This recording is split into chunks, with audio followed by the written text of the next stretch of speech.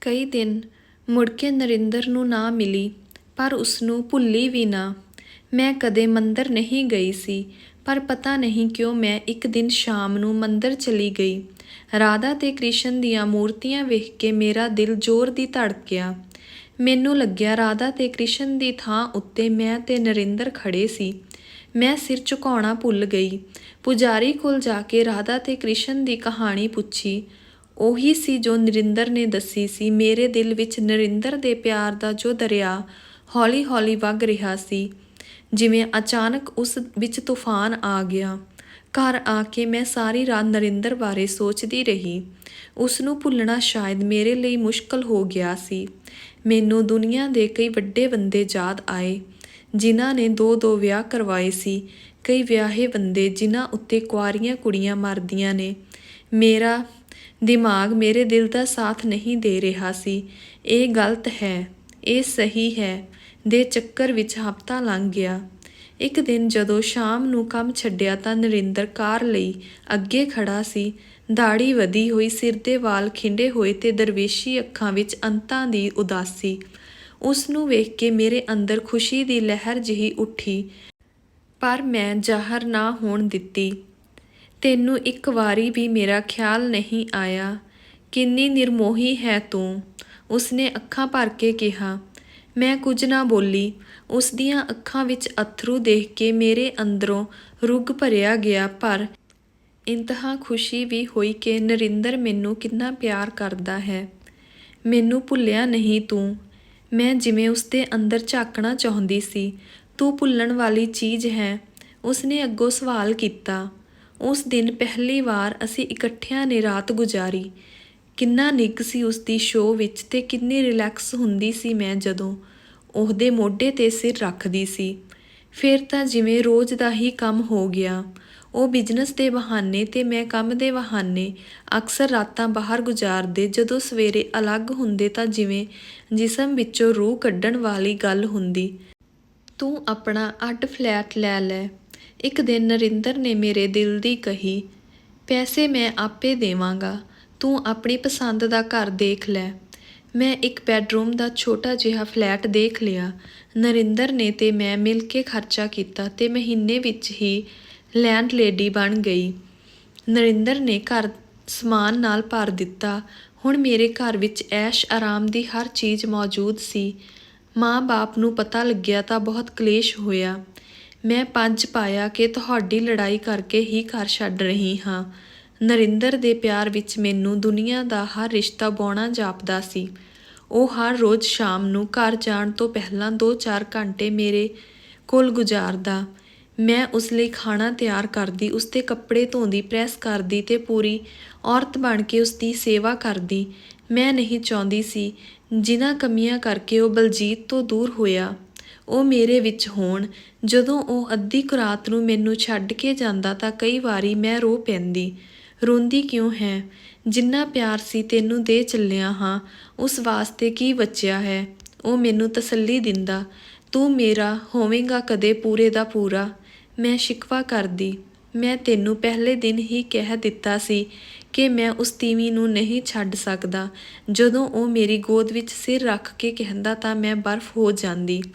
ਫਿਰ ਘਰ ਤਾਂ ਤੇਰਾ ਉਹੀ ਹੈ ਨਰਿੰਦਰ, ਤੇ ਟੱਬਰ ਵੀ ਤੇਰਾ ਉਹੀ। ਮੈਂ ਤਾਂ ਐਵੇਂ ਉਧਾਰ ਮੰਗਿਆ ਹੋਇਆ ਰਿਸ਼ਤਾ ਹਾਂ। ਮੈਂ ਕਦੇ-ਕਦੇ ਬਹੁਤ ਉਦਾਸ ਹੋ ਜਾਂਦੀ। ਮੇਰਾ ਇੱਕ ਦੋਸਤ ਕਹਿੰਦਾ ਹੁੰਦਾ ਕਿ ਮੰਗੀ ਹੋਈ ਸਿਗਰਟ, ਮੰਗੀ ਹੋਈ ਅਖਬਾਰ ਤੇ ਮੰਗੀ ਹੋਈ ਤੀਵੀਂ ਦਾ ਮਜ਼ਾ ਹੀ ਹੋਰ ਹੁੰਦਾ ਹੈ। ਮੈਂ ਕਦੇ ਅਖਬਾਰ ਤੇ ਸਿਗਰਟ ਤਾਂ ਕਦੇ ਮੰਗੇ ਨਹੀਂ, ਪਰ ਤੀਵੀਂ ਜਦੋਂ ਉਹ ਸ਼ਰਾਰਤ ਨਾਲ ਆਖਦਾ ਤਾਂ ਮੈਂ ਉਸਦੇ ਕੰਨ ਫੜ ਕੇ ਖਿੱਚ ਦਿੰਦੀ। ਤਾਂ ਫਿਰ ਮੰਗੀ ਹੋਈ ਚੀਜ਼ ਕਿੰਨੇ ਕੁ ਦਿਨ ਚੱਲਦੀ ਹੈ? ਆਖਰ ਤੇਰੀ ਮਾਲਕਣ ਤੈਨੂੰ ਇੱਕ ਦਿਨ ਮੇਰੇ ਤੋਂ ਖੋਹ ਕੇ ਲੈ ਹੀ ਜਾਵੇਗੀ। ਕੋਈ ਡਰ ਮੇਰੇ ਅੰਦਰੋਂ ਉੱਠਦਾ। ਉਹ ਮੇਰੀ ਮਜਬੂਰੀ ਹੈ ਰੂਪ, ਤੂੰ ਮੇਰਾ ਇਸ਼ਕ। ਮਜਬੂਰੀ ਇਸ਼ਕ ਨੂੰ ਕਦੇ ਜਿੱਤ ਨਹੀਂ ਸਕੀ। ਉਹ ਮੇਰਾ ਦਿਲ ਧਰਾਉਂਦਾ ਹੈ ਤੇ ਮਜਬੂਰੀ ਤੇ ਇਸ਼ਕ ਦੀ ਇਸ ਕਸ਼ਮਕਸ਼ ਵਿੱਚ ਸਭ ਕੁਝ ਭੁੱਲ ਜਾਂਦੀ। ਯਾਦ ਰਹਿ ਜਾਂਦਾ ਸਿਰਫ ਨਰਿੰਦਰ ਦਾ ਪਿਆਰ ਤੇ ਸਾਥ, ਜਿਸ ਦੇ ਆਸਰੇ 7 ਸਮੁੰਦਰ ਤਾਰਨ ਨੂੰ ਮੈਂ ਤਿਆਰ ਸੀ।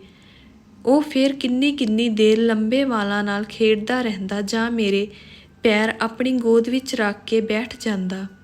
ਔਰਤ ਦਾ ਚਾਹੁਣ ਵਾਲਾ ਜੇ ਉਸਦੇ ਕਦਮਾਂ ਵਿੱਚ ਬੈਠਾ ਹੋਵੇ ਤਾਂ ਉਹ ਆਪਣੇ ਆਪ ਨੂੰ ਨੂਰ ਜਹਾਂ ਸਮਝਦੀ ਹੈ ਤੇ ਇਸ ਹਕੂਮਤ ਦਾ ਨਸ਼ਾ ਕਿਸੇ ਤਖ਼ਤੇ ਉਤਾਉਸ ਤੋਂ ਘੱਟ ਨਹੀਂ ਹੁੰਦਾ।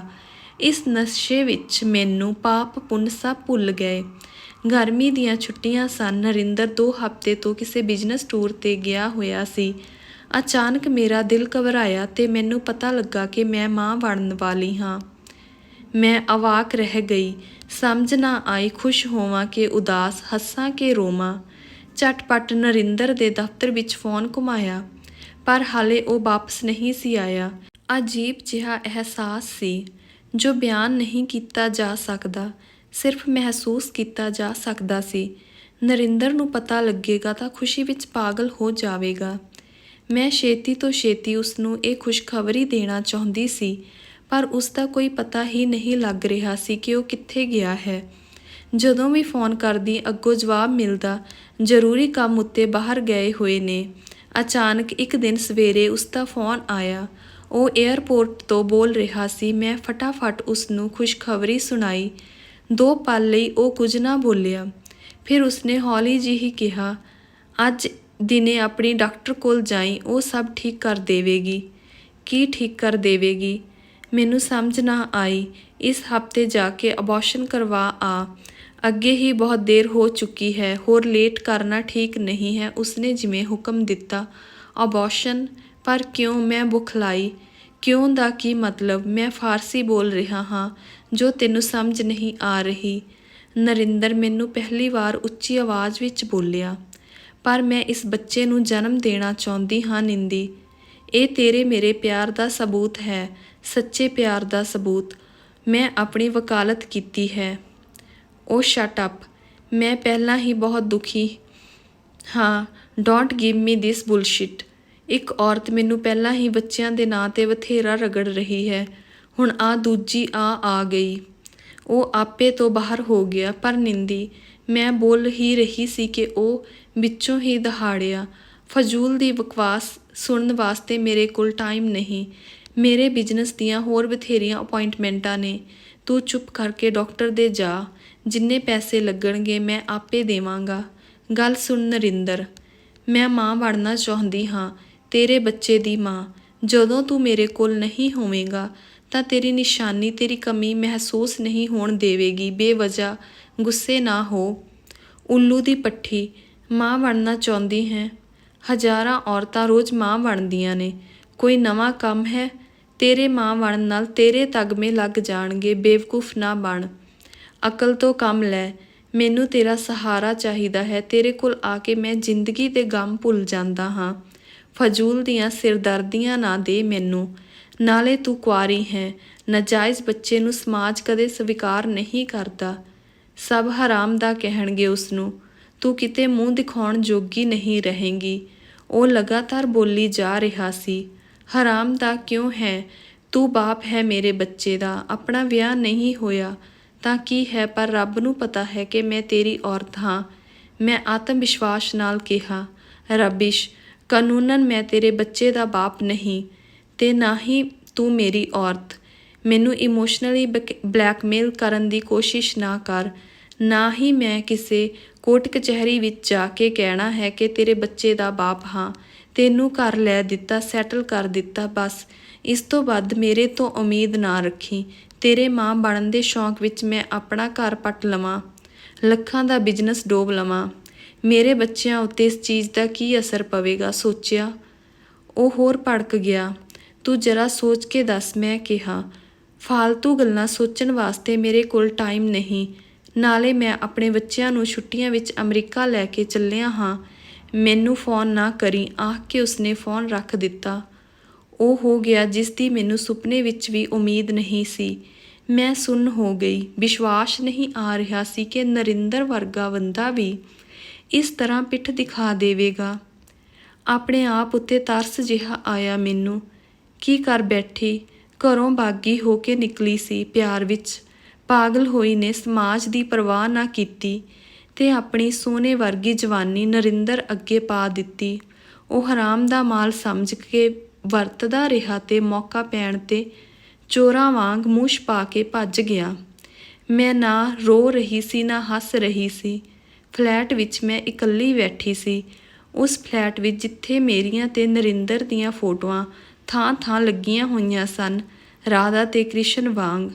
ਇਹ ਫਲੈਟ ਮੈਨੂੰ ਮੰਦਰ ਵਾਂਗ ਲੱਗਦਾ ਸੀ ਤੇ ਅੱਜ ਜਿਵੇਂ ਇਸ ਫਲੈਟ ਵਿੱਚ ਮੈਂ ਆਪਣੇ ਆਪ ਨੂੰ ਕਿਸੇ ਕੋਠੇ ਉੱਤੇ ਮਹਿਸੂਸ ਕਰ ਰਹੀ ਸੀ, ਕਿਸੇ ਵੇਸਵਾ ਵਾਂਗ, ਜਿਸ ਦਾ ਗਾਹਕ ਉਸ ਦਾ ਮੁੱਲ ਚੁਕਾ ਕੇ ਉਸ ਨਾਲ ਸੌਂਦਾ ਤਾਂ ਹੈ, ਪਰ ਉਸਦੇ ਬੱਚੇ ਨੂੰ ਆਪਣਾ ਨਾਂ ਦੇਣਾ ਉਹ ਆਪਣੀ ਸ਼ਾਨ ਦੇ ਖਿਲਾਫ ਸਮਝਦਾ ਹੈ।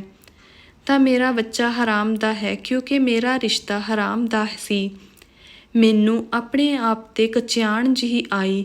ਮੈਂ ਆਪਣੇ ਅੰਦਰੋਂ ਹਵਾੜ ਜਿਹੀ ਆਉਂਦੀ ਮਹਿਸੂਸ ਕੀਤੀ, ਜਿਵੇਂ ਮੈਂ ਕੋਈ ਗੰਦੀ ਨਾਲੀ ਸੀ ਜਿਸ ਵਿੱਚ ਕੋਈ ਰਾਹੀ ਮੂਤ ਕੇ ਚਲਾ ਗਿਆ ਸੀ। ਆਪਣੇ ਆਪ ਤੋਂ ਨਫ਼ਰਤ ਹੋ ਗਈ। ਜੀ ਕੀਤਾ ਕਿਸੇ ਗੱਡੀ ਥੱਲੇ ਜਾ ਕੇ ਸਿਰ ਦੇ ਦੇਵਾਂ ਤੇ ਚਿੱਠੀ ਲਿਖ ਕੇ ਰੱਖ ਜਾਵਾਂ ਕਿ ਨਰਿੰਦਰ ਨੇ ਮੇਰੀ ਜ਼ਿੰਦਗੀ ਤਬਾਹ ਕੀਤੀ ਹੈ। ਪਰ ਮਰਨਾ ਇੰਨਾ ਆਸਾਨ ਕਿੱਥੇ ਸੀ। ਸੋਚਦੀ ਹੋਈ ਮੈਂ ਕਾਰਪੇਟ ਉੱਤੇ ਹੀ ਲੇਟ ਗਈ ਕਿ ਕੀ ਕਰਾਂ। ਅਚਾਨਕ ਦਿਮਾਗ ਨੇ ਕਿਹਾ, ਇੰਨੀ ਚਿੰਤਾ ਦੀ ਕਿਹੜੀ ਗੱਲ ਹੈ? ਜੇ ਨਰਿੰਦਰ ਹੀ ਭੱਜ ਗਿਆ ਤਾਂ ਤੈਨੂੰ ਇਹ ਫਾਹਾ ਗੱਲ ਪਾਉਣ ਦੀ ਕੀ ਲੋੜ ਹੈ? ਕੱਲ੍ਹ ਨੂੰ ਡਾਕਟਰ ਦੇ ਜਾ ਕੇ ਕਹਾਣੀ ਖਤਮ ਕਰ ਦੇ। ਜਿਵੇਂ ਮੇਰੇ ਸਿਰ ਤੋਂ ਕੋਈ ਬੋਝ ਉਤਰ ਗਿਆ। ਸੋਚਿਆ, ਮੁੜ ਨਰਿੰਦਰ ਦੀ ਸ਼ਕਲ ਨਹੀਂ ਦੇਖਾਂਗੀ। ਆਪਣੇ ਮਾਂ-ਬਾਪ ਕੋਲ ਵਾਪਸ ਚਲੀ ਜਾਵਾਂਗੀ। ਇਹ ਫਲੈਟ ਵੀ ਛੱਡ ਜਾਵਾਂਗੀ। ਕੰਜਰੀ ਦਾ ਕੋਠਾ। ਮੈਂ ਨਰਿੰਦਰ ਨੂੰ ਗਾਲ ਕੱਢੀ। ਦੂਜੇ ਦਿਨ ਡਾਕਟਰ ਦੇ ਗਈ। ਬਜ਼ੁਰਗ ਡਾਕਟਰਨੀ ਨੇ ਮੇਰੇ ਸਿਰ 'ਤੇ ਹੱਥ ਰੱਖਿਆ। ਫਿਕਰ ਦੀ ਕੋਈ ਗੱਲ ਨਹੀਂ, 10 ਮਿੰਟ ਲੱਗਣਗੇ। ਮੈਂ ਅਗਲੇ ਹਫ਼ਤੇ ਦੀ ਅਪੁਆਇੰਟਮੈਂਟ ਲੈ ਕੇ ਵਾਪਸ ਆ ਗਈ। ਸਿਰਫ ਇੱਕ ਹਫ਼ਤੇ ਦੀ ਮੁਸੀਬਤ ਸੀ, ਫਿਰ ਮੈਂ ਫ੍ਰੀ ਹੋ ਜਾਵਾਂਗੀ। ਫਲੈਟ ਛੱਡਣ ਲਈ ਮੈਂ ਆਪਣਾ ਸਮਾਨ ਜੋ ਘਰੋਂ ਲੈ ਕੇ ਆਈ ਸੀ ਇਕੱਠਾ ਕਰਨਾ ਸ਼ੁਰੂ ਕੀਤਾ। ਅਲਮਾਰੀ 'ਤੇ ਪਿਆ ਭਾਰੀ ਅਟੈਚੀ ਕੇਸ ਚੁੱਕਣ ਲਈ ਮੈਂ ਕੁਰਸੀ 'ਤੇ ਚੜ੍ਹ ਗਈ। ਅਟੈਚੀ ਭਾਰਾ ਹੋਣ ਕਰਕੇ ਮੇਰਾ ਕਾਫੀ ਜ਼ੋਰ ਲੱਗ ਰਿਹਾ ਸੀ, ਕਿਤੇ ਬੱਚੇ ਨੂੰ ਨੁਕਸਾਨ ਨਾ ਪਹੁੰਚੇ।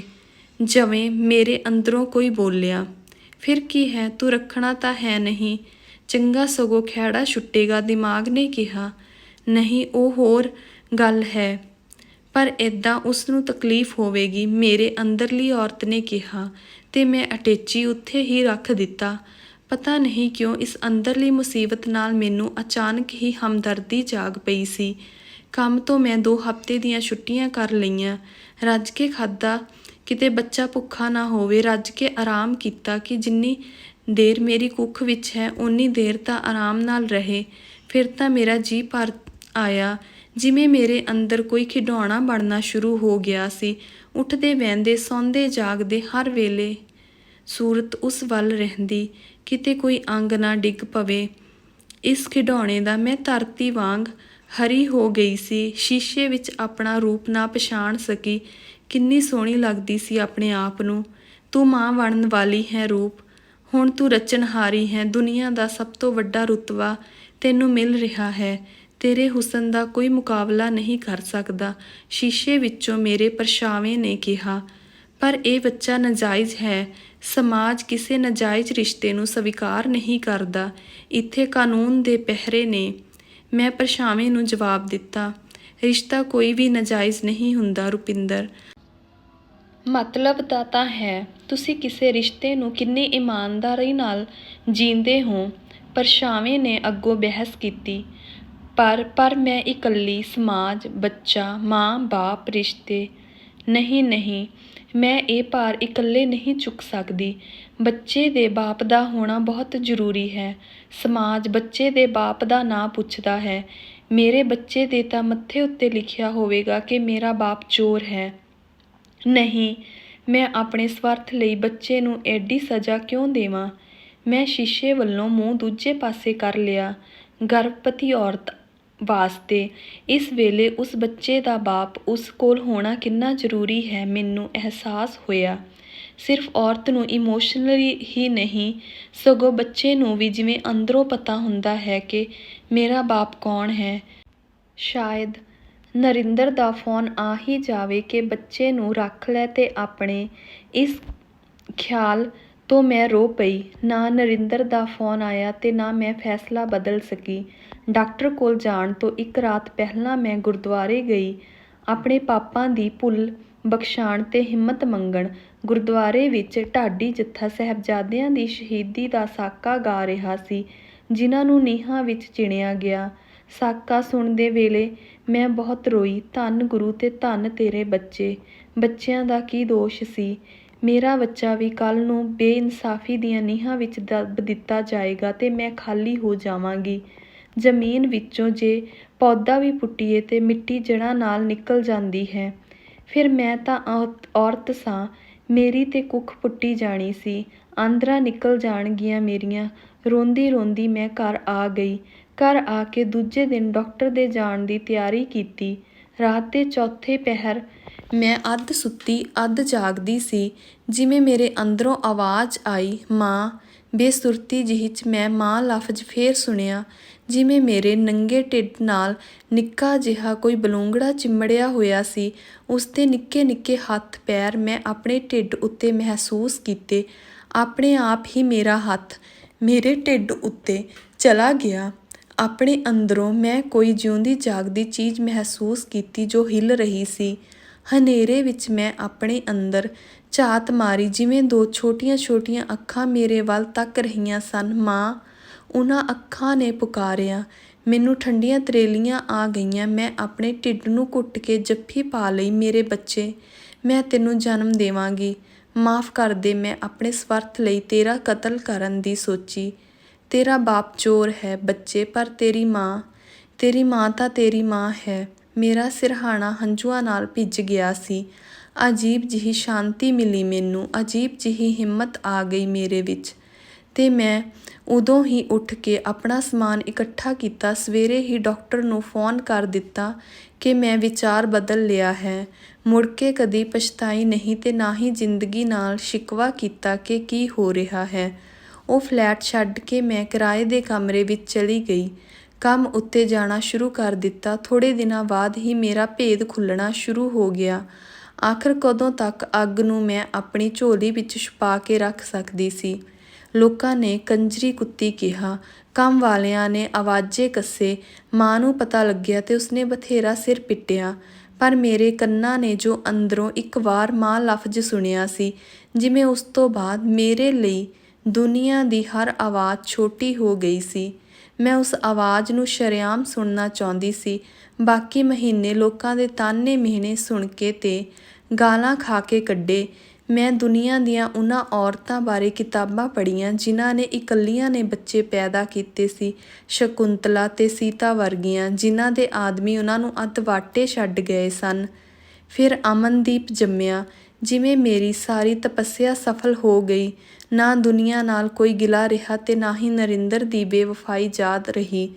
ਅਮਨਦੀਪ ਨੂੰ ਵੇਖ ਕੇ ਜਿਵੇਂ ਮੇਰੀ ਸਾਰੇ ਸੰਘਰਸ਼ ਦੀ ਥਕਾਵਟ ਲਹਿ ਗਈ ਸੀ। ਔਰਤ ਜਦੋਂ ਮਾਂ ਬਣ ਜਾਂਦੀ ਹੈ ਤਾਂ ਉਸ ਲਈ ਦੁਨੀਆ ਦੇ ਬਾਕੀ ਰਿਸ਼ਤੇ ਛੋਟੇ ਹੋ ਜਾਂਦੇ ਹਨ। ਨਰਿੰਦਰ ਭਾਵੇਂ ਮੇਰੇ ਤੋਂ ਪਿੱਠ ਮੋੜ ਗਿਆ ਸੀ, ਪਰ ਬੱਚੇ ਦੀ ਖਬਰ ਜਿਵੇਂ ਉਸਨੂੰ ਹਵਾ ਵਾਂਗ ਮਿਲੀ। ਇੱਕ ਦਿਨ ਉਹ ਆ ਗਿਆ। ਤੈਨੂੰ ਕਿੰਨਾ ਸਮਝਾਇਆ ਸੀ ਇਸ ਮੁਸੀਬਤ ਵਿੱਚ ਨਾ ਪੈ। ਹੁਣ ਕਿੰਨੀ ਔਖੀ ਹੈ, ਉਸਨੇ ਹਮਦਰਦੀ ਜਤਾਈ। ਮੈਂ ਉਸਦੀ ਗੱਲ ਦਾ ਕੋਈ ਜਵਾਬ ਨਾ ਦਿੱਤਾ। ਚੱਲ, ਜੋ ਹੋ ਗਿਆ ਸੋ ਹੋ ਗਿਆ। ਆਪਣੇ ਫਲੈਟ ਵਾਪਸ ਚੱਲ। ਮੇਰਾ ਬੱਚਾ ਕਿਰਾਏ ਦੇ ਕਮਰਿਆਂ ਵਿੱਚ ਰੁਲੇ ਮੇਰੇ ਤੋਂ ਬਰਦਾਸ਼ਤ ਨਹੀਂ ਹੁੰਦਾ। ਅਸੀਂ ਸਰਦਾਰ ਹਾਂ, ਪਿੰਡ ਦੇ ਰਾਜਿਆਂ ਵਰਗੇ ਹਾਂ। ਇਹੋ ਜਿਹੀ ਜ਼ਿੰਦਗੀ ਤਾਂ ਸਾਡੇ ਨੌਕਰ ਵੀ ਨਹੀਂ ਜੀਂਦੇ। ਉਸਦੇ ਅੰਦਰਲਾ ਬਾਪ ਹੰਕਾਰ ਬਣ ਕੇ ਬੋਲਿਆ, ਨਰਿੰਦਰ, ਇਹ ਉਹੀ ਬੱਚਾ ਹੈ ਜਿਸ ਦੇ ਪੈਦਾ ਹੋਣ ਦੀ ਖਬਰ ਸੁਣ ਕੇ ਤੂੰ ਫੋਨ ਤੱਕ ਕਰਨਾ ਛੱਡ ਦਿੱਤਾ ਸੀ ਤੇ ਜਿਸ ਦੀ ਮਾਂ ਨੂੰ ਤੂੰ ਰਾਹਾਂ ਵਿੱਚ ਛੱਡ ਕੇ ਚਲਾ ਗਿਆ ਸੀ। ਨਾਲੇ ਮੇਰੀ ਇੱਕ ਗੱਲ ਸੁਣ ਲਓ ਧਿਆਨ ਨਾਲ ਸਰਦਾਰ ਜੀ, ਮੇਰਾ ਬੱਚਾ ਕਿਸੇ ਰਾਜੇ ਮਹਾਰਾਜੇ ਦਾ ਬੱਚਾ ਨਹੀਂ, ਉਹ ਇੱਕ ਇਕੱਲੀ ਮਜ਼ਦੂਰ ਮਾਂ ਦਾ ਬੱਚਾ ਹੈ। ਮੈਂ ਨਹੀਂ ਚਾਹੁੰਦੀ ਕਿ ਉਸਦੇ ਮਨ ਵਿੱਚ ਕੋਈ ਭੁਲੇਖਾ ਪਵੇ। ਇਸ ਲਈ ਤੂੰ ਅੱਜ ਤੋਂ ਬਾਅਦ ਇੱਥੇ ਨਾ ਆਈਂ। ਮੈਂ ਉਸਨੂੰ ਬਾਹਰ ਕੱਢ ਕੇ ਦਰਵਾਜ਼ਾ ਬੰਦ ਕਰ ਲਿਆ। ਨਰਿੰਦਰ ਕਈ ਮਹੀਨੇ ਨਾ ਆਇਆ। ਅਮਨ ਹੁਣ ਵਧਣਾ ਸ਼ੁਰੂ ਹੋ ਗਿਆ ਸੀ। ਸ਼ਾਮੀ ਕੰਮ ਤੋਂ ਥੱਕੀ ਹਾਰੀ ਆਉਂਦੀ ਤਾਂ ਉਸਨੂੰ ਵੇਖ ਕੇ ਜਿਵੇਂ ਮੇਰੇ ਵਿੱਚ ਨਵੀਂ ਜਾਨ ਪੈ ਜਾਂਦੀ। ਥੋੜ੍ਹੇ ਪੈਸੇ ਫੜਾ ਕੇ ਮੈਂ ਆਪਣਾ ਘਰ ਲੈ ਲਿਆ, ਪਰ ਨਰਿੰਦਰ ਨੇ ਮੇਰਾ ਖੁਰਾ ਖੋਜ ਕੱਢ ਲਿਆ ਤੇ ਆ ਕੇ ਇੱਕ ਦਿਨ ਮੇਰੇ ਪੈਰ ਫੜ ਲਏ। ਰੱਬ ਦੇ ਵਾਸਤੇ ਮੇਰੇ ਗੁਨਾਹਾਂ ਦੀ ਸਜ਼ਾ ਮੇਰੇ ਬੱਚੇ ਨੂੰ ਨਾ ਦੇ। ਉਸਨੂੰ ਬਾਪ ਦੇ ਪਿਆਰ ਦੀ ਲੋੜ ਹੈ। ਉਹ ਕਦੇ-ਕਦੇ ਅਮਨ ਨੂੰ ਮਿਲਣ ਆ ਜਾਂਦਾ ਤੇ ਮੈਂ ਦੇਖਿਆ ਕਿ ਜੇ ਕਦੇ ਨਰਿੰਦਰ ਨਾ ਆਉਂਦਾ ਤਾਂ ਅਮਨ ਆਨੀ ਬਹਾਨੀ ਰੋਂਦਾ, ਬੁਖਾਰ ਚੜ੍ਹਾ ਲੈਂਦਾ। ਮੈਂ ਬੱਚੇ ਲਈ ਇੰਨੀ ਬਦਨਾਮੀ ਝੱਲੀ ਸੀ ਤੇ ਜ਼ਿੰਦਗੀ ਦਾਅ ਉੱਤੇ ਲਾ ਦਿੱਤੀ ਸੀ। ਉਸਦੀ ਉਦਾਸੀ ਮੇਰੇ ਤੋਂ ਸਹਾਰੀ ਨਾ ਗਈ। ਮੈਂ ਨਰਿੰਦਰ ਨੂੰ ਘਰ ਆਉਣ ਜਾਣ ਦੀ ਖੁੱਲ੍ਹ ਦੇ ਦਿੱਤੀ। ਘਰ ਵਿੱਚ ਆਉਣ ਦੀ ਜਦੋਂ ਇਜਾਜ਼ਤ ਮਿਲ ਗਈ ਤਾਂ ਇੱਕ ਦਿਨ ਨਰਿੰਦਰ ਮੇਰੇ ਨਾਲ ਹਮ-ਬਿਸਤਰੀ ਕਰਨ ਦੀ ਕੋਸ਼ਿਸ਼ ਕੀਤੀ। ਤਮੀਜ਼ ਨਾਲ ਰਹਿ। ਜੇ ਬੱਚੇ ਕਰਕੇ ਮੈਂ ਤੈਨੂੰ ਇਸ ਘਰ ਵਿੱਚ ਆਉਣ ਜਾਣ ਲਈ ਕਹਿ ਦਿੱਤਾ ਹੈ ਤਾਂ ਇਸਦਾ ਮਤਲਬ ਨਹੀਂ ਕਿ ਮੈਂ ਫਿਰ ਇਤਿਹਾਸ ਨੂੰ ਦੁਹਰਾਉਣ ਲੱਗੀ ਹਾਂ। ਇਹ ਨਾ ਸਮਝੀ ਕਿ ਮੈਂ ਕਮਜ਼ੋਰ ਹੋ ਗਈ ਹਾਂ ਤੇ ਮੈਨੂੰ ਤੇਰੇ ਸਹਾਰੇ ਦੀ ਲੋੜ ਹੈ। ਮੈਂ ਆਪਣੇ ਬੱਚੇ ਨੂੰ ਉਦਾਸ ਨਹੀਂ ਦੇਖ ਸਕਦੀ ਸੀ ਤੇ ਤੇਰਾ ਉਹਦੇ ਨਾਲ ਖੂਨ ਦਾ ਰਿਸ਼ਤਾ ਹੈ। ਤੇਰੇ ਬਗੈਰ ਉਹ ਰੋਂਦਾ ਮੇਰੇ ਤੋਂ ਵੇਖਿਆ ਨਹੀਂ ਜਾਂਦਾ। ਮੈਂ ਅੱਗ ਵਾਂਗ ਮੱਚੀ। ਮੇਰੀ ਗਲਤੀ ਮਾਫ਼ ਕਰ ਦੇ। ਉਸਨੇ ਅੱਖਾਂ ਭਰੀਆਂ। ਫਜ਼ੂਲ ਮੈਨੂੰ ਡਿਸਟਰਬ ਨਾ ਕਰ। ਤੂੰ ਮੈਨੂੰ ਕੰਜਰੀ ਸਮਝ ਰੱਖਿਆ। ਜੇ ਤੇਰੇ ਤੋਂ ਨਿਭਣੀਆਂ ਨਹੀਂ ਸੀ ਤਾਂ ਲਾਈਆਂ ਕਿਉਂ? ਨਾਲੇ ਅੱਜ ਤੋਂ ਬਾਅਦ ਮੈਨੂੰ ਹੱਥ ਲਾਇਆ ਤਾਂ ਮੈਂ ਹੱਥ ਤੋੜ ਦੇਵਾਂਗੀ। ਬੱਚੇ ਨੂੰ ਮਿਲ ਤੇ ਜਾ, ਆਖ ਕੇ ਉਸਨੂੰ ਬਾਹਰ ਦਾ ਬੂਹਾ ਦਿਖਾਇਆ। ਉਹ ਹਮੇਸ਼ਾ ਲਈ ਚੁੱਪ ਹੋ ਗਿਆ। ਬੱਚਾ ਉਸਦੀ ਵੀ ਕਮਜ਼ੋਰੀ ਸੀ। ਉਹ ਚੁੱਪ-ਚਾਪ ਆਉਂਦਾ, ਬੱਚੇ ਨਾਲ ਖੇਡਦਾ ਤੇ ਚਲਾ ਜਾਂਦਾ। ਹੁੰਦੀ ਗੱਲ ਨਰਿੰਦਰ ਦੀ ਪਤਨੀ ਤੱਕ ਪਹੁੰਚ ਗਈ। ਉਹ ਸਾਹੋ-ਸਾਹੀ ਹੋਈ ਮੇਰੇ ਘਰ ਆਈ। ਆਉਂਦੇ ਸਾਰ ਪਹਿਲਾਂ 3-4 ਥੱਪੜ ਮੇਰੇ ਮੂੰਹ ਉੱਤੇ ਮਾਰੇ, ਫਿਰ ਮੇਰੇ ਬਾਲ ਪੁੱਟੇ। ਕੰਜਰੀਏ, ਤੈਨੂੰ ਮੇਰਾ ਘਰ ਹੀ ਲੱਭਿਆ ਸੀ ਪੱਟਣ ਨੂੰ। ਥੋੜ੍ਹੀ ਖਲਕਤ ਤੁਰੀ ਫਿਰਦੀ ਹੈ, ਕਿਸੇ ਹੋਰ ਦੇ ਘਰ ਵਿੱਚ ਡਾਕਾ ਮਾਰਦੀ। ਇੱਕ ਆਹ ਕੀੜਾ ਜੰਮ ਸੁੱਟਿਆ ਹਿੱਸਾ ਮੰਗਣ ਨੂੰ। ਉਹ ਅਮਨ ਵੱਲ ਵਧੀ। ਭੈਣ ਜੀ, ਮੈਂ ਭੱਜ ਕੇ ਅੱਗੇ ਆ ਗਈ।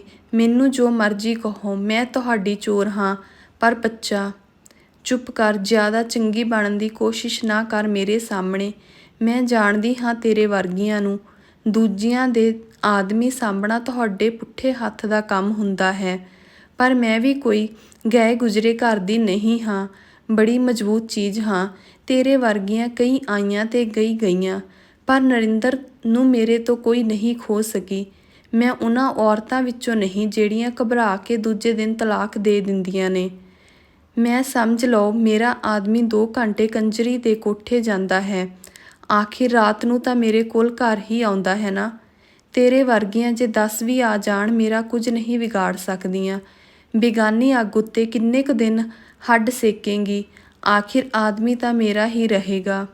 ਉਹ ਅੱਗ ਥੁੱਕਦੀ ਤੇ ਅੰਗਿਆਰ ਹੱਗਦੀ ਵਾਪਸ ਚਲੀ ਗਈ। ਮੈਨੂੰ ਉਸ ਉੱਤੇ ਤਰਸ ਆਇਆ। ਧੋਖਾ ਉਸ ਨਾਲ ਵੀ ਹੋਇਆ ਸੀ। ਮੈਂ ਸੋਚਿਆ ਸੀ ਕਿ ਬਲਜੀਤ ਕੋਈ ਬਦਸੂਰਤ ਜਿਹੀ ਔਰਤ ਹੋਵੇਗੀ। ਉਹ ਤਾਂ ਕਾਫੀ ਸੋਹਣੀ ਸੁਨੱਖੀ ਭਰੇ ਪੂਰੇ ਜਿਸਮ ਦੀ ਮਾਲਕ ਸੀ। ਮੈਂ ਸੋਚ ਰਹੀ ਸੀ, ਅਣਜਾਣੇ ਵਿੱਚ ਹੀ ਕਿਸੇ ਵਿਆਹੇ ਹੋਏ ਬੰਦੇ ਨਾਲ ਪਿਆਰ ਪਾ ਕੇ ਮੈਂ ਕਿੰਨਾ ਗਲਤ ਕੰਮ ਕੀਤਾ ਸੀ। ਪਰ ਮੇਰਾ ਕਸੂਰ ਕੀ ਸੀ? ਇਹ ਤਾਂ ਨਰਿੰਦਰ ਹੀ ਸੀ ਜੋ ਬਲਜੀਤ ਦਾ ਨਕਸ਼ਾ ਹੀ ਹੋਰ ਖਿੱਚਦਾ ਰਿਹਾ ਮੇਰੇ ਸਾਹਮਣੇ। ਬਲਜੀਤ ਨੇ ਸਾਰੇ ਸ਼ਹਿਰ ਵਿੱਚ ਢਿੰਡੋਰਾ ਪਿੱਟ ਦਿੱਤਾ ਕਿ ਮੈਂ ਉਸਦੇ ਆਦਮੀ ਨੂੰ ਲੁੱਟ ਕੇ ਖਾ ਰਹੀ ਹਾਂ। ਇੱਕ ਦਿਨ ਨਰਿੰਦਰ ਕਿਤੇ ਬਾਹਰ ਗਿਆ ਹੋਇਆ ਸੀ ਤਾਂ ਉਸਦਾ ਲੜਕਾ ਪਿੱਛੋਂ ਆਇਆ। ਮੈਂ ਬੂਹਾ ਖੋਲ੍ਹਿਆ। ਆਂਟੀ, ਮੇਰਾ ਡੈਡ ਅੱਜ ਬਾਹਰ ਗਿਆ ਹੋਇਆ ਹੈ। ਜੇ ਤੇਰਾ ਨਹੀਂ ਸਰਦਾ ਤਾਂ ਮੈਂ ਆਵਾਂ ਅੱਜ ਰਾਤ ਤੇਰੇ ਕੋਲ। ਉਹ ਹੱਸਿਆ। ਮੈਂ ਕੀ ਕਹਿੰਦੀ, ਪਰ ਉਸ ਦਿਨ ਤੋਂ ਮੈਨੂੰ ਬਲਜੀਤ ਨਾਲ ਨਫ਼ਰਤ ਹੋ ਗਈ। ਮੇਰੇ ਲਈ ਤਾਂ ਪੈਸਾ ਪਹਿਲਾਂ ਹੀ ਕੁਝ ਮਾਇਨੇ ਨਹੀਂ ਰੱਖਦਾ ਸੀ। ਹੁਣ ਤਾਂ ਪੈਸੇ ਵਾਲਿਆਂ ਦੇ ਚਿਹਰੇ ਬੁਰੀ ਤਰ੍ਹਾਂ ਨੰਗੇ ਹੋ ਗਏ ਸੀ ਮੇਰੇ ਸਾਹਮਣੇ। ਮੈਂ ਬਹੁਤ ਮਿਹਨਤ ਕਰਨੀ ਸ਼ੁਰੂ ਕਰ ਦਿੱਤੀ। ਮੈਂ ਚਾਹੁੰਦੀ ਸਾਂ ਮੇਰਾ ਬੱਚਾ ਬਹੁਤ ਅੱਛੀ ਐਜੂਕੇਸ਼ਨ ਲਵੇ, ਵਧੀਆ ਸਕੂਲ ਵਿੱਚ ਪੜ੍ਹੇ ਤੇ ਦੁਨੀਆ ਦਾ ਬਿਹਤਰੀਨ ਬੰਦਾ ਬਣੇ। ਮੈਨੂੰ ਹਰ ਬੰਦੇ ਨੇ ਨਫ਼ਰਤ ਕੀਤੀ ਹੈ ਆਸ਼ਾ। ਹਰ ਬੰਦੇ ਨੇ ਮੈਨੂੰ ਗਲਤ ਸਮਝਿਆ। ਸ਼ਾਇਦ ਮੇਰਾ ਬੱਚਾ ਵੀ ਵੱਡਾ ਹੋ ਕੇ ਮੈਨੂੰ ਨਫ਼ਰਤ ਕਰੇ, ਪਰ ਮੈਂ ਆਪਣੇ ਖੂਨ ਦੀਆਂ ਘੁੱਟਾਂ ਨਾਲ ਇਸ ਨੂੰ ਪਾਲ ਰਹੀ ਹਾਂ। ਇਹਦੇ ਵਿੱਚ ਸਭ ਕੁਝ ਇਹਦੇ ਬਾਪ ਵਾਲਾ ਹੈ। ਉਹੀ ਅੱਖਾਂ, ਉਹੀ ਬਾਲ ਤੇ ਉਹੀ ਮੁਸਕਾਨ। ਜਦੋਂ ਇਹ ਘੰਟਾ ਮੇਰੇ ਵਾਲਾਂ ਨਾਲ ਖੇਡਦਾ ਹੈ ਜਾਂ ਮੇਰੇ ਪੈਰ ਫੜ ਕੇ ਬੈਠ ਜਾਂਦਾ ਹੈ ਤਾਂ ਜਿਵੇਂ ਨਰਿੰਦਰ ਫਿਰ ਮੇਰੇ ਸਾਹਮਣੇ ਬੈਠਾ ਹੁੰਦਾ ਹੈ। ਨਰਿੰਦਰ ਨੂੰ ਤਾਂ ਮੈਂ ਮਾਫ਼ ਨਹੀਂ ਕਰ ਸਕਦੀ। ਮਾਫ਼ ਕਰਨ ਨੂੰ ਕਿਹੜਾ ਮੈਂ ਉਸਨੂੰ ਨਫ਼ਰਤ ਕਰਨੀ ਹਾਂ। ਨਫ਼ਰਤ ਵੀ ਉਸਨੂੰ ਕੀਤੀ ਜਾਂਦੀ ਹੈ ਜਿਸ ਦੀ ਕੋਈ ਕੀਮਤ ਤੁਹਾਡੀਆਂ ਨਜ਼ਰਾਂ ਵਿੱਚ ਹੋਵੇ। ਜਿਹੜਾ ਬੰਦਾ ਨਜ਼ਰਾਂ ਵਿੱਚੋਂ ਗਿਰ ਜਾਵੇ, ਉਹ ਨਫ਼ਰਤ ਦੇ ਕਾਬਿਲ ਵੀ ਨਹੀਂ ਰਹਿੰਦਾ। ਹੁਣ ਤਾਂ ਮੈਂ ਤੇ ਮੇਰਾ ਬੱਚਾ, ਬਸ ਇਹੀ ਮੇਰੀ ਜ਼ਿੰਦਗੀ ਹੈ। ਜੇ ਇਹ ਨਾ ਹੁੰਦਾ ਤਾਂ ਮੈਂ ਪਤਾ ਨਹੀਂ ਅੱਜ ਕਿੱਥੇ ਹੁੰਦੀ। ਉਸਨੇ ਜਿਵੇਂ ਕਹਾਣੀ ਦਾ ਅਖੀਰ ਕੀਤਾ। ਰੁਪਿੰਦਰ, ਬੱਚਾ ਤਾਂ ਤੇਰਾ ਬਹੁਤ ਖੂਬਸੂਰਤ ਹੈ। ਖਾਸ ਕਰਕੇ ਜਦੋਂ ਮੈਂ ਉਸਦੇ ਕੇਸ ਰੱਖੇ ਵੇਖਦੀ ਹਾਂ ਤਾਂ ਪਤਾ ਲੱਗਦਾ ਹੈ ਕਿ ਤੇਰਾ ਸਿੱਖ ਧਰਮ ਵਿੱਚ ਕਿੰਨਾ ਵਿਸ਼ਵਾਸ ਹੈ। ਪਰ ਤੈਨੂੰ ਇਹ ਖਿਆਲ ਕਿਵੇਂ ਆਇਆ ਕਿ ਤੇਰਾ ਬੱਚਾ ਪੱਗ ਬੰਨੇ? ਮੈਂ ਪੁੱਛਿਆ। ਆਸ਼ਾ, ਇੱਕ ਵਾਰ ਜਦੋਂ ਅਮਨ 5 ਸਾਲ ਦਾ ਸੀ ਤਾਂ ਸਕੂਲੋਂ ਆਇਆ। ਰਾਤ ਨੂੰ ਮੈਂ ਜਦੋਂ ਉਸਨੂੰ ਸੁਲਾਉਣ ਲਈ ਕਹਾਣੀ ਸੁਣਾਉਣ ਲੱਗੀ ਤਾਂ ਉਹ ਬੋਲਿਆ, ਮਮ, ਟੈਲ ਮੀ ਸਮਥਿੰਗ ਅਬਾਊਟ ਗੋਲਡਨ ਟੈਂਪਲ। ਜਦੋਂ ਉਸਨੇ ਆਪਣੀਆਂ ਨਿੱਕੀਆਂ ਨਿੱਕੀਆਂ ਬਾਹਾਂ ਮੇਰੀ ਗਰਦਨ ਦੁਆਲੇ ਲਪੇਟੀਆਂ ਤਾਂ ਮੈਨੂੰ ਲੱਗਿਆ ਜਿਵੇਂ ਮੇਰਾ ਕੋਈ ਕਣ ਪਹਿਲੀ ਵਾਰੀ ਉਸ ਵਿੱਚ ਜਾਗਿਆ ਹੋਵੇ। ਮੈਨੂੰ ਉਹ ਬੜਾ ਪਿਆਰਾ ਲੱਗਿਆ ਤੇ ਮੈਂ ਦੂਜੇ ਹੀ ਦਿਨ ਇੰਡੀਆ ਜਾਣ ਲਈ ਸੀਟਾਂ ਬੁੱਕ ਕਰਵਾ ਲਈਆਂ। ਨਰਿੰਦਰ ਨੂੰ ਪਤਾ ਲੱਗਿਆ ਤਾਂ ਉਹ ਬਹੁਤ ਬੋਲਿਆ, ਬੱਚੇ ਨੂੰ ਕਿੱਥੇ ਲੈ ਕੇ ਜਾਵੇਂਗੀ ਇੰਨੀ ਗਰਮੀ ਵਿੱਚ, ਬਿਮਾਰ ਹੋ ਜਾਵੇਗਾ। ਪਰ ਮੇਰੀ ਜਿੱਦ ਅੱਗੇ ਉਸਦੀ ਇੱਕ ਨਾ ਚੱਲੀ। ਹਾਰ ਕੇ ਉਹ ਵੀ ਨਾਲ ਹੀ ਤੁਰ ਪਿਆ। ਉਹ ਮੈਨੂੰ ਆਪਣੇ ਪਿੰਡ ਲੈ ਗਿਆ। ਮੇਰੇ ਅੰਦਰ ਰੌਸ਼ਨੀ ਦੀ ਕੋਈ ਲੀਕ ਜਿਹੀ ਉੱਠੀ। ਸ਼ਾਇਦ ਉਹ ਮੈਨੂੰ ਆਪਣੇ ਮਾਂ-ਬਾਪ ਦੇ ਘਰ ਲੈ ਕੇ ਜਾਵੇਗਾ। ਸ਼ਾਇਦ ਉਹ ਇਸ ਰਿਸ਼ਤੇ ਨੂੰ ਉੱਥੇ ਜਾ ਕੇ ਕੋਈ ਨਾਂ ਦੇਵੇਗਾ। ਪਰ ਉਹ ਮੈਨੂੰ ਖੂਹ ਵਾਲੇ ਘਰ ਵਿੱਚ ਲੈ ਗਿਆ। ਖੇਤਾਂ ਵਿੱਚ ਖੂਹ ਦੇ ਲਾਗੇ ਇੱਕ ਕੱਚਾ ਜਿਹਾ ਘਰ ਸੀ ਤੇ ਉੱਥੇ ਮਹਿਮਾਨਾਂ ਦੇ ਠਹਿਰਨ ਲਈ ਸ਼ਾਇਦ ਗੈਸਟ ਹਾਊਸ ਬਣਾਇਆ ਹੋਇਆ ਸੀ। ਮੈਨੂੰ ਫਿਰ ਆਪਣੀ ਔਕਾਤ ਦਾ ਅਹਿਸਾਸ ਹੋਇਆ ਤੇ ਦਿਲ ਵਿੱਚ ਜਿਹੜੀ ਰੌਸ਼ਨੀ ਦੀ ਲੀਕ ਉੱਠੀ ਸੀ ਉਹ ਫਿਰ ਨਫ਼ਰਤ ਵਿੱਚ ਬਦਲ ਗਈ। ਨਾ ਉਸਦੇ ਘਰੋਂ ਕੋਈ ਮੈਨੂੰ ਮਿਲਣ ਆਇਆ ਤੇ ਨਾ ਉਹ ਮੈਨੂੰ ਘਰ ਲੈ ਕੇ ਗਿਆ। ਸ਼ਾਇਦ ਲੋਕ ਕਹਿੰਦੇ ਹੋਣਗੇ ਵਲੈਤੋਂ ਕੋਈ ਕੰਜਰੀ ਆਈ ਹੋਈ ਹੈ। ਅਸੀਂ ਸਾਰਾ ਪੰਜਾਬ ਘੁੰਮੇ, ਹਰਿਮੰਦਰ ਸਾਹਿਬ ਵੀ ਗਏ। ਆਉਣ ਤੋਂ ਇੱਕ ਦਿਨ ਪਹਿਲਾਂ ਮੈਂ ਅਮਨ ਨੂੰ ਲੈ ਕੇ ਪਿੰਡ ਦੇ ਗੁਰਦੁਆਰੇ ਵਿੱਚ ਮੱਥਾ ਟੇਕਣ ਗਈ। ਮੇਰੇ ਨਾਲ ਘਰ ਦੀ ਸਫਾਈ ਕਰਨ ਵਾਲੀ ਜਮਾਦਾਰਨੀ ਵੀ ਸੀ ਜੋ ਅਮਨ ਨੂੰ ਹਰ ਵੇਲੇ ਗੋਦੀ ਚੁੱਕ ਕੇ ਮੇਰੇ ਨਾਲ ਚੱਲਦੀ ਸੀ। ਆਹ ਕਾਕਾ ਜੀ ਕੌਣ ਨੇ ਭਾਈ? ਗ੍ਰੰਥੀ ਨੇ ਨੌਕਰਾਣੀ ਨੂੰ ਪੁੱਛਿਆ। ਵਲੈਤੋਂ ਛੋਟੀ ਸਰਦਾਰਨੀ ਜੀ ਆਏ ਨੇ ਭਾਈ ਜੀ। ਆਹ ਕਾਕਾ ਉਹਨਾਂ ਦਾ ਹੀ ਹੈ, ਆਖ ਕੇ ਉਸਨੇ ਬਾਬਾ ਜੀ ਅੱਗੇ ਮੱਥਾ ਟੇਕਿਆ। ਮੇਰੀਆਂ ਭੁੱਬਾਂ ਨਿਕਲ ਗਈਆਂ।